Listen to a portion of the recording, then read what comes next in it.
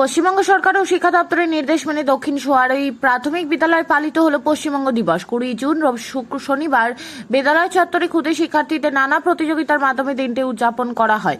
পশ্চিমবঙ্গ দিবস হলো রাজ্যের আনুষ্ঠানিক প্রতিষ্ঠা দিবস। 1947 সালের 20 জুন বাংলা বিধানসভায় অখণ্ড বাংলাকে বিভক্ত করার পক্ষে ঐতিহাসিক ভোটাভুটি হয়েছিল। সেই ঘটনার স্মরণেই প্রতি বছর 20 জুন দিনটি পালিত হয়।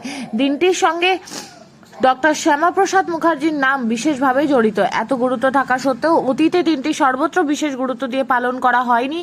এবার রাজ্য সরকারের শিক্ষা দপ্তর থেকে বিশেষ নির্দেশিকা জারি করে 20 জুন দিনটিকে গুরুত্ব সহকারে পালনের কথা বলা হয়েছে। সেই নির্দেশ মেনেই রাজ্য জুড়ে বিভিন্ন শিক্ষা প্রতিষ্ঠানে অনুষ্ঠানের আয়োজন করা হয়। দক্ষিণ সোহারই প্রাথমিক বিদ্যালয়ে আজকের অনুষ্ঠানে ক্ষুদে শিক্ষার্থীরা কবিতা আবৃত্তি, ছবি আঁকা, বক্তৃতা প্রতিযোগিতায় অংশ নেয়। পশ্চিমবঙ্গের ইতিহাস, সংস্কৃতি ও ঐতিহ্য নিয়ে আলোচনা করেন শিক্ষকরা।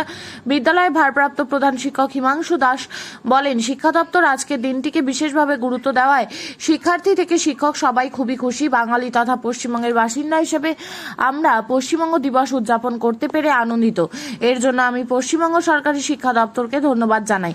রাজ্য সরকারের নির্দেশে এবার প্রথমবারের মতো জেলার বহু প্রাথমিক এবং মাধ্যমিক বিদ্যালয়ে আনুষ্ঠানিকভাবে পশ্চিমবঙ্গ দিবস পালিত হলো। শিক্ষামহলের মতে এর ফলে পড়ুয়াদের মধ্যে রাজ্যের ইতিহাস সম্পর্কে সচেতনতা বাড়বে।